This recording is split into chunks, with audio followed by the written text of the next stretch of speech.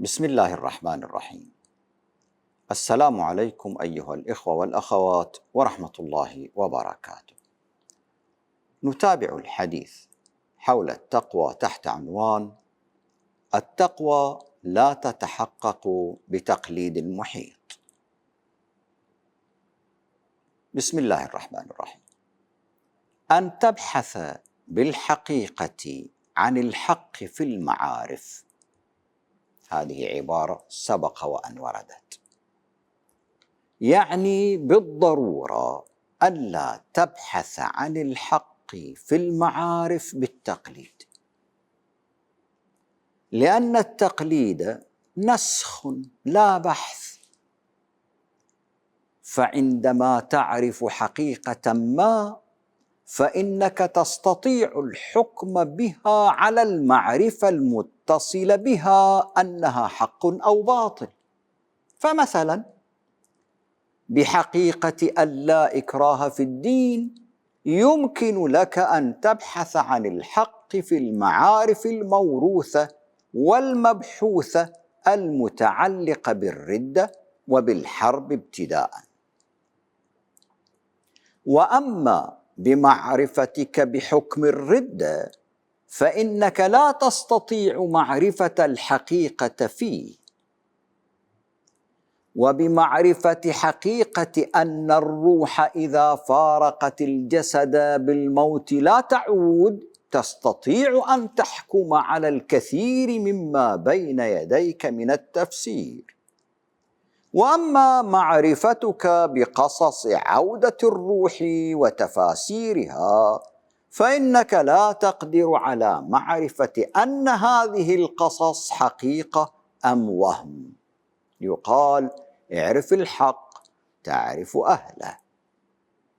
لذلك التقليد يقف معارضا لاشتغال التقوى في الوجدان في وحداته الثلاث التي سبق وأن ذكرناها: الشعور وتقدير الصلة الروحية، طريقة التفكير والتطبيق، منطق التعاون والتعاطي.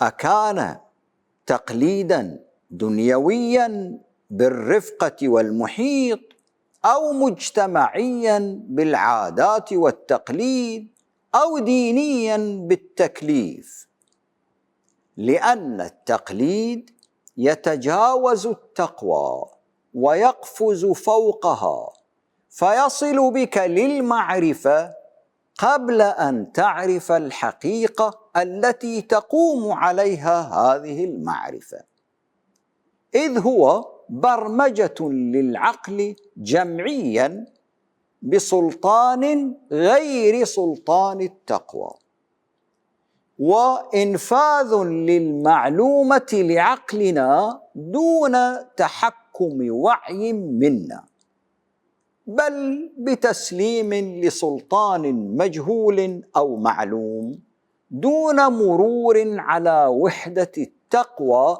الفارزة التي تنتج خير الزاد لنا، بل تجاوز لها للا معلوم حقيقته من الزاد. وبالتالي نلقم أنفسنا زادا أكثر ما يقال عنه أنه غير متيقن من حقيقته، لأنه أخذ بلا وعي. لذلك إخضاع عقلنا بآلية التقليد أو قدسية الموروث هو ما يفقدنا اشتغال التقوى فينا، ويحيد وظيفتها الضرورية الفطرية الروحية، فتستباح عقولنا بالتقليد للتقاليد أو الأعراف أو العادات أو المراسيم الاجتهادية الشرعية إذا لم نعلم حقيقة قواعدها الإيمانية. لأن سلامة المعارف فرع عن سلامة حقيقة قواعدها في الإيمان. أو بالتفسير الخرافي القافز فوق عقبة التقوى الفاحصة. وتستزرع فينا معالجات فكرية تنتج وجدانا بديلا أو ذاتا بديلة، نوايا ومشاعر وأفكار. وبالتالي بعد النوايا والمشاعر والأفكار سلوكيات تحشرنا كأفراد وأمة وطوائف في جهالات وحروب وصراعات كانت التقوى وكلمة الله تمنعنا منها وتحجزنا عنها، وتنتج مخرجات بخلاف صحتنا العقلية والنفسية والاجتماعية والروحية، لأن التقوى قد تم تجاوزها لتسريب أوامر ذات سلطان ما أنزل الله بها من سلطان علينا. فبالنسبة للمؤمنين فالحقائق بينة والطريق ممهد في كتاب الله، لا في كتب أساسها الوهم وأصلها الخيال، وضعت لتفسير كتاب الله، منها تستمد أصول الوحشية وعقد الخرافة المستحيلة. أصلها الخيال لأن المفسر يتخيل الحدث ويرسم السيناريو أو يستمده من الإسرائيليات أو المذهبيات. فعندما يقرأ أن اضرب بعصاك البحر فانفلق فكان كل فرق كالطود العظيم، فإنه يتخيل المشهد: رجل بيده عصا يضرب بها البحر فينفلق البحر فرقين كل فرق كالطود العظيم فيمر بينهما بنو إسرائيل. مشهد جميل مدهش، ولكنه مبني على أساس من الأوهام، لأنه لم ينقل تخيله هذا للواقع. هذا تخيلك أو فهمك وتصورك، انقله للواقع لينظر هل يمكن أن يكون في واقع الطبيعة أم لا يمكن. فلو نقل تخيله للواقع بدل الوهم لألزمه الواقع على البحث عن طريقة يمكن للعبارة أن تتحقق في واقع المكان وقوانين الطبيعة. وهروبا من هذا تعلق بالقدرة التي لا يعجزها شيء. القدرة التي لا يعجزها شيء لما احتاجت لأمور خارج الطبيعة؟ فإن كان الله على كل شيء قدير، أهو في حاجة لعصا ليفلق البحر؟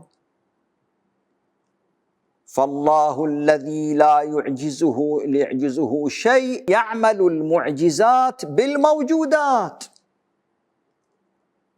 ويشتغل بقوانينه في الطبيعة وبعلمه اللانهائي بها. فبالطبيعة يشق الطبيعة لا بالعصا، لأنه على كل شيء قدير. ولجوءه للعصا ليشق البحر عجز منه سبحانه، ربنا منزه عن العجز، لا إنه زيادة قدرة. فكأنما أعجزته قوانينه فخرقها لتحقيق مبتغاه، حاشا، بل بالطبيعة يفعل ما يريد وهو ربها. فقيامها لأصول الوحشية وعقد الخرافة المستحيلة في حاضرنا وتغذيتها بالامتثال والعكوف عليها هو برهان قاطع على أن الحقيقة لا تعني لنا سوى التصور الوحيد الذي يمكن أن نكونه ونعود إليه، وهو أننا على حق وهدى يملأ صدورنا حماسة، مفعمين حمية له. نقرأ في كتابنا المنزل إلينا: وما أوتيتم من العلم إلا قليلا، ومع ذلك فالكل لا يقر بجهله، وأنه إن علم شيئا فما غاب عنه أعظم. ولو أننا نقر بذلك صدقا لما اعتقدنا أن ما نحن عليه هو التصور الوحيد الذي يمكن أن نكونه ونعود إليه، وهو أننا على حق وهدى. إن كلية وفوق كل ذي علم عليم، يعني لا يوجد ذي علم ليس فوقه من هو أعلم منه، تكفي للتواضع المعرفي. فإنما نحن في المعرفة بالحقائق في أحسن حالنا كمثل مغمضين تلمس كل واحد موضعا من فيل، مثل يضرب فوصف ما وجد على أنه الموجود لا شيء سواه، والحال إن أحدا منهم لم يدرك الفيل.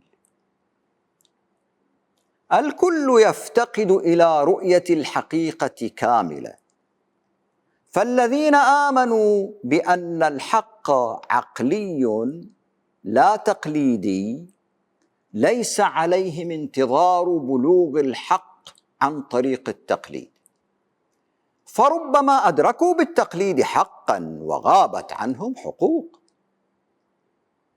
إذ تقوم سلطة شبه حكومية أو حكومة داخل حكومة بحماية الأساطير، وتصب غضبها على كل من يجرؤ على التشكيك فيها أو الدعوة والدعاية إلى ما يناقضها. التقوى أساس عقلي قامت عليه العقيدة، ويجب أن تكون كذلك لا العكس. العقيدة تقوم على أساس من عقل، وليس أن العقيدة هي التي ترسم العقل.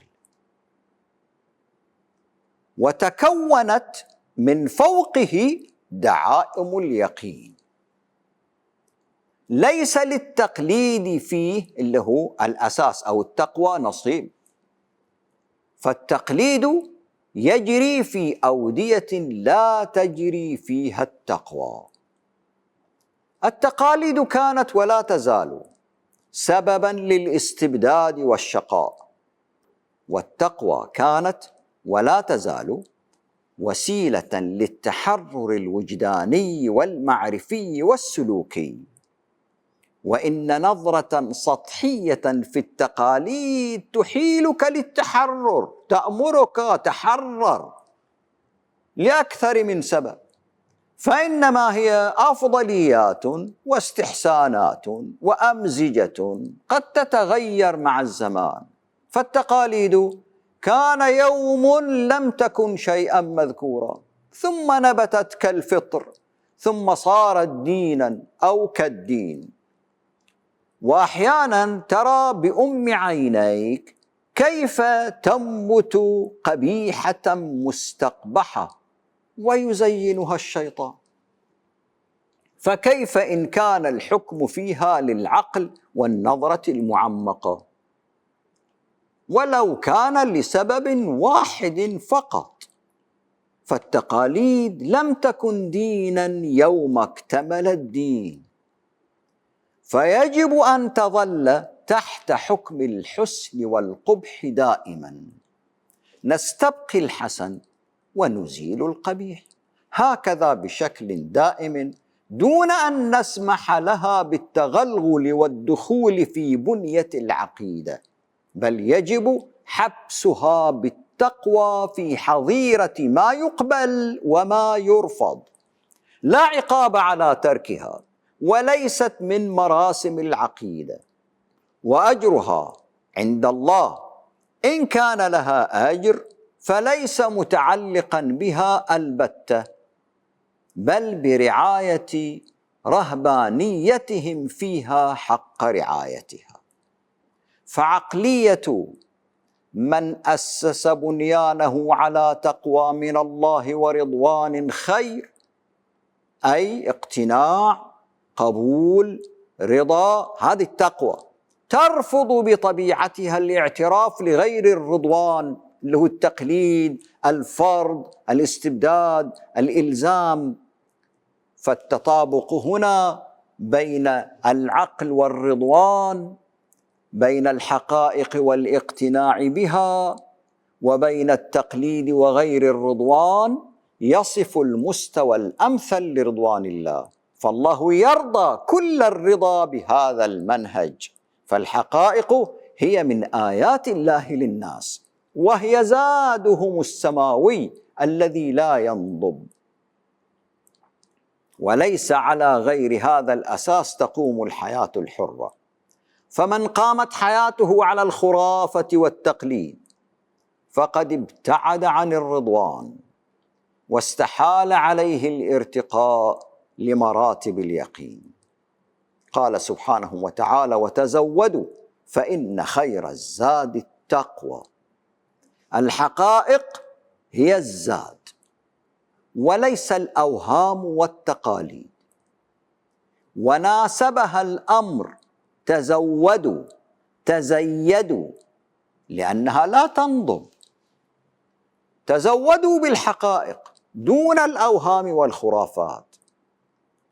لا يقتصر الأمر بها للنجاة الأخروي، بل قبله الدنيوي. فالحياة الدنيا هي الأكثر إلحاحاً في طلب الحقائق لمن أراد النجاح. فما لم تكن حقائق من علم فلا تطور ولا تقدم، فالجهل لا يهدي إلا إلى الضلال. وما أكثر ما عمرت الضلالات في عقول الناس جيلا فجيلا. فالأحجار نائبة عن الله تنفع وتضر، والخسوف إنذار، والمحيط الأطلسي بحر الظلمات، والسودان من الناس ليسوا بأناس، والمرأة مخلوق أحمق، والحجامة مستشفى رسول الله، والبول صيدليته، وطاعة الجبارين واجبة كطاعة الجبار، والجني يعلم الغيب وهو على كل شيء قدير. واملأ مخابيك. والأفكار لا تؤثر. الفكر واللغة وجهان لعملة واحدة.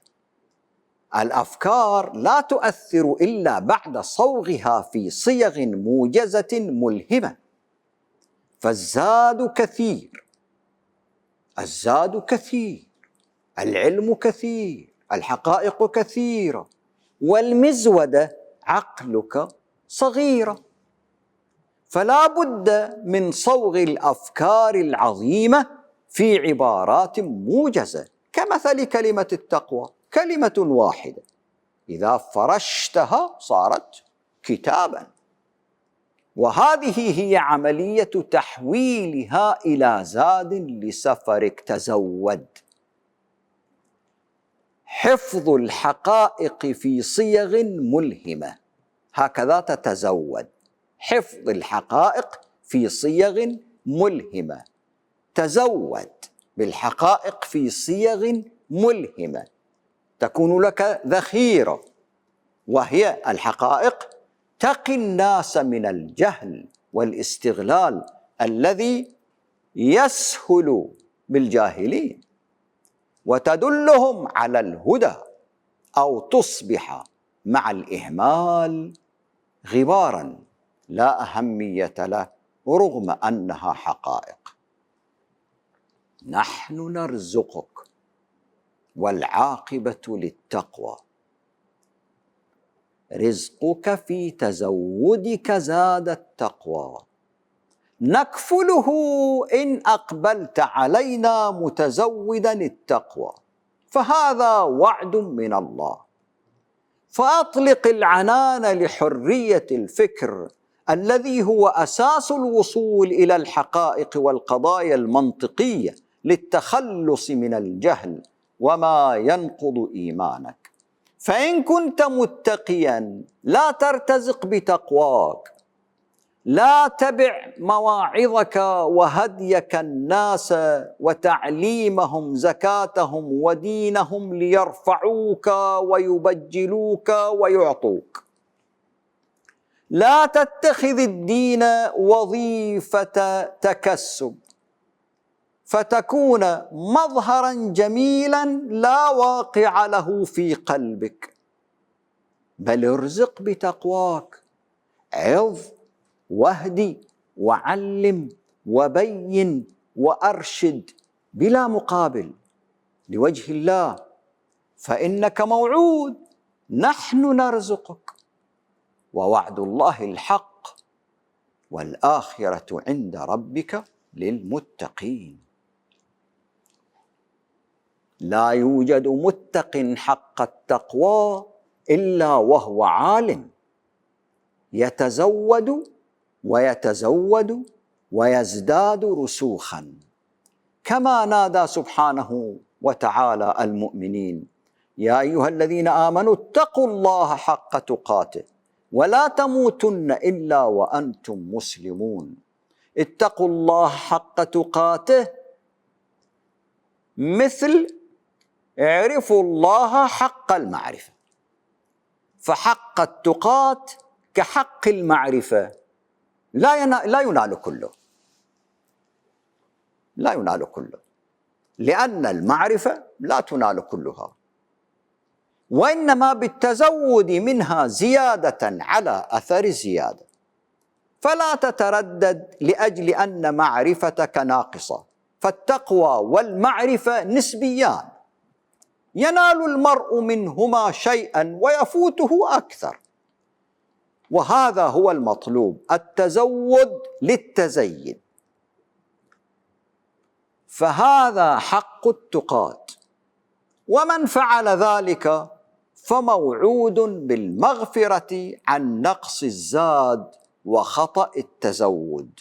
فمن شاء ذكره، وما يذكرون إلا أن يشاء الله، هو أهل التقوى وأهل المغفرة. الذكر، فمن شاء ذكره، الذكر هو أصل العلم وصاحب الحقيقة وأصل المغفرة، لأن السائر في طريق طلب العلم الخطأ منه متوقع، ولهذا وجدت المغفرة بشرط عدم الإصرار على ذلك الخطأ. الإنسان المتقي لا ينسى الله، فعلمه به يجعله ذاكرا، وما يعلم تأويله إلا الله، والراسخون في العلم يقولون آمنا به كل من عند ربنا وما يذكر إلا أولو الألباب. ليس من طلب العلم وانتهى لجهل، طلب العلم وانتهى لجهل، كجاهل ادعى العلم وأعلن نهايته. فهذه طبيعة مسيرة التقوى، كلما ازددت علما ازددت جهلا. الذكر هو تعامل بالأفكار، وفيه إعمال للعقل، ولأنه كذلك فهذه العملية قابلة للفشل في الوصول لنهايات صحيحة بالمطلق، بل يمكن أن تتعدد زوايا رؤية الحقيقة. لذلك حين تنكشف لهم جوانب خطئهم في رؤية الحقيقة أو زوايا أخرى من الحقيقة، فهم يقولون آمنا به كل من عند ربنا، كل زوايا الحقيقة من عند الله. الراسخون هذا دأبهم، يقرون على أنفسهم بالعجز ويقرون للحق من أين بزغ بدره. والعلم وقاية تقوى وليس غواية. وإن اعتقاد البعض بأن أقصى ما وصل إليه علمه هو حد العلم والمعرفة وأن لا شيء بعده فهو نزوع كاذب وغواية. الكذب والغواية لهما معا أكثر من غرض. فمن أهم أغراض الكذب هنا هو إخفاء النقص والعجز، لا يريد أن يقر بنقصه وعجزه لئلا يقول لا أعلم، ومن ترك قول لا أدري أصيبت مقاتله. وكذلك الغواية من أهم أغراضها هنا مجتمعة بالكذب هو إخضاع العقول والحواس بالمخادعة عن طريق تلقي التلفيق، كلام مزخرف مموه ظاهره جميل وباطنه أجوف كالطبل لا حقيقة له. أو التلقين لحصر العقل في قيود التقليد، وهي قيود التقليد أن تصدق كل ما يقال إنه الحق، وطاعة كل أمر لجهلك، وليس لك أن تفهم أو لا تفهم، بل كل ما يتم تلقينك إياه هو من المسلمات وهو الحق وكفى. هذه القيود نتقيد بها طوعا على أنها صفات الكمال للأسف. فمن يحثك على الإيمان يطالبك بالقراءة والتفكر. اقرأ باسم ربك الذي خلق، خلق الإنسان من علق، اقرأ وربك الأكرم الذي علم بالقلم، علم الإنسان ما لم يعلم. فالتعليم ليس تلقينا، ولكن القراءة بلا تفكير هي مجرد تقليد لا وعي فيه، إن كان تقليدا من أجل التقليد وحسب. التقليد وقوف واكتفاء، بينما الحقائق لا نهائية. فكيف تكتفي والبحر يمده من بعده 7 أبحر؟ ولو أن ما في الأرض من شجرة أقلام والبحر يمده من بعده 7 أبحر ما نفدت كلمات الله إن الله عزيز حكيم. كلمات الله ليست حروفا بل حقائق لا تنفد. فالخطأ في التفسير والتلاعب به كان له أعظم الأثر السلبي على المؤمن. يكفي أن ألغى حرية الضمير وقتل النقد العقلي واستحوذ على تفسير الدين والعقيدة، فما استطاعوا يوما أن يمثلوا أنفسهم أحرارا، فكيف لهم أن يمثلوا الأمة فضلا عن رسالة النبي صلى الله عليه وآله؟ تألفت منها هزيمة قبل أن تصبح مجموعة هزائم ثقيلة ساحقة، فأصبحنا في الغالب لا نرى الشيء رغم وضوحه أمامنا، ولا نفهم ما نقرأ، لأن غواية الزمان فرضت على العقول الصمت وأخرست الألسن أمام حروب الطبقات والطوائف المذهبية المفروضة، في حين الإسلام عمل على إزالة حروب الطبقات والطوائف، لا إزالة الطبقات والطوائف. فالطبقات والطوائف ستبقى، لأنها عنوان للحرية وتعدد الآراء وتفاوت النظرات، وإنما المطلوب إزالة الحرب بينها لا إزالتها. فالإزالة استبداد، وإزالة الحروب حرية. يا أيها الناس إنا خلقناكم من ذكر وأنثى وجعلناكم شعوبا وقبائل لتعارفوا إن أكرمكم عند الله أتقاكم إن الله عليم خبير.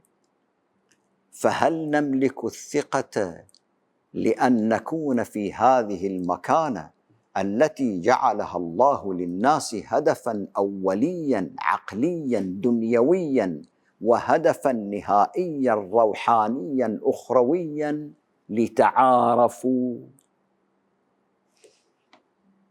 الاختلاف طبقات وطوائف لتعارفوا لا لتحاربوا، لتتبادلوا الأفكار والتجارب والمعارف والخبرات والقدرات، ليسمع كل قول الآخر إلى آخره، لا لنتقاتل ونتنافس على الدنيا ونكتم العلم ونستبد بالمعرفة ونستأثر بالرزق إلى آخره. مقاصد الآية ثقيلة، مقاصد الآية ثقيلة الوطأة على كثير من الأجيال الغارقة أو المتورطة في أعمال منبثقة من خطايا ومغالطات مرذولة تبتلى بها الروح، وما يتبعها من نتائج تحول المصير إلى ما يحتمل إذ لا يقين، أو إلى المجهول، فلا مكانة للعقل أو التعقل لديها في هذا المشهد. تجعل الإيمان بالنداء يا أيها الناس أمرا إلهيا مسموعا وهدفا ممكن الاسترسال فيه. وإن الاسترسال في التفكر والتفاؤل بنظام ثابت يمنع تفرقنا وفشلنا وهزيمتنا أو سقوطنا في الحضيض، ذلك الهدى هو ما قطعنا صلتنا بمرساته مع الأسف حين تمسكنا بجموح الأهواء في زمان المادة الطاغية على العقول وفتن الضمير وضعف العقائد، فأنزل الله سكينته على رسوله وعلى المؤمنين وألزمهم كلمة التقوى وكانوا أحق بها وأهلها.